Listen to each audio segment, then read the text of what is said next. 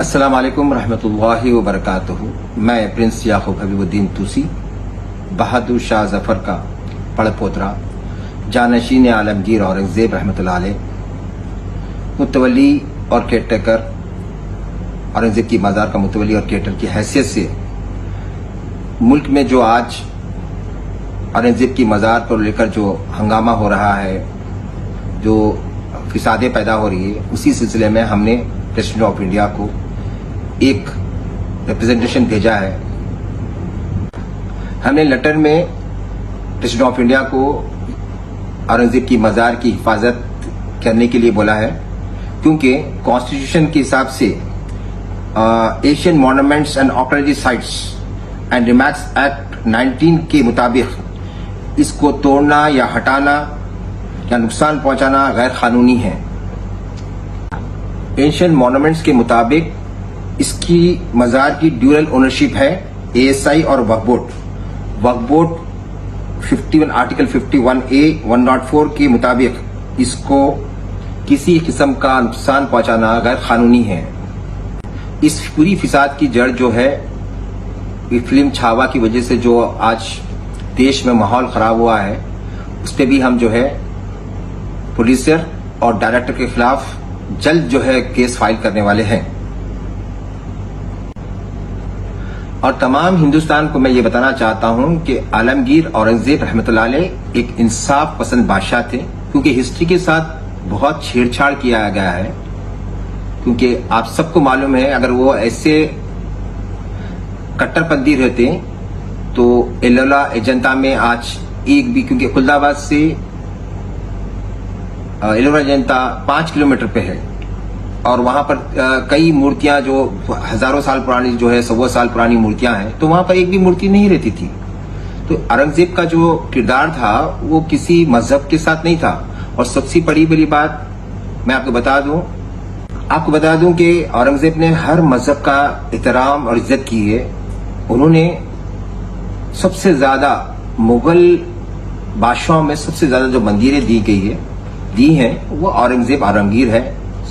कम से कम 100 से ज्यादा मंदिर उन्होंने दिया है। जिस तरह की जो मिसाल जो है, जिसमें आसाम का कामाख्या मंदिर, उज्जैन का महाकाल मंदिर, ऐसे कई मंदिरों ने आलमगीर औरंगजेब ने दिया है। तो जो शख्स मंदिरों के लिए, और इसके फरमान हर जगह मौजूद है, ये हिस्ट्री को डिस्ट्रॉय किया जा रहा है। एक दंगा फसाद हिंदुस्तान के मुल्क के अंदर एक औरंगजेब को लेकर जो है, उनकी मज़ार को लेकर जो है एक सियासत खेली जा रही है। तो मैं हिंदू और मुसलमान हिंदू भाइयों से भी कहूंगा कि आप इतिहास के पढ़ने पड़े। ये घटिया नेता जो भी है, जिस तरह के बयान दिए हैं, एक मुल्क का वजीर जो है चीफ मिनिस्टर होते हुए, जो भी नाम है उसका फर्नांडिस, उसके खिलाफ भी हमने प्राइम मिनिस्टर को लेटर लिखा है कि उसके खिलाफ जो है ये जो लड़ाई थी, शिवाजी महाराज हो या कोई भी बादशाह हो, ये बादशाह की लड़ाई थी। यहाँ पर कोई जो है हिंदू और मुसलमान की लड़ाई नहीं थी। जिस तरह पे मैं बता रहा हूँ आपको कि हम आपको बताना चाहते हैं कि देखिए, एक बादशाह की लड़ाई थी। और सबसे ज्यादा जो है फौज में, औरंगजेब की फौज में जो हाई कमांड्स पे थे, फाइनेंस मिनिस्टर रहिए, जो हिंदू राजपूत थे, हिंदू लोग थे, और शिवाजी महाराज की जो फौज में थे वो मुसलमान थे। तो यहाँ पर जो है हिंदू और मुसलमान की लड़ाई नहीं थी, बादशाह की लड़ाई थी। अब रहा कैद का सवाल, उस जमाने में होता ये था कि बादशाह जहां पर फतेह करते थे वहां के बादशाह को कैद कर लेते थे। सबसे बड़ी मिसाल तानेशाह है, जो दक्कन का बादशाह थे। अब आप सबको मालूम है हिस्ट्री में तानेशाह जो है, उस जमाने में महाराष्ट्र बहुत, दक्कन जो है बहुत बड़ा था, जिसमें मराठवाड़ा भी आता था। तो तानेशाह को यहाँ से कैद करके ले गए, खुलदाबाद में रखे, और खुलदाबाद में ही उनका इंतकाल होगा और वहीं पर उनकी खबर है। तो शिवाजी महाराज की और जो औरंगजेब की जो लड़ाई है वो हिंदू और मुसलमान की लड़ाई नहीं, बादशाह की लड़ाई थी।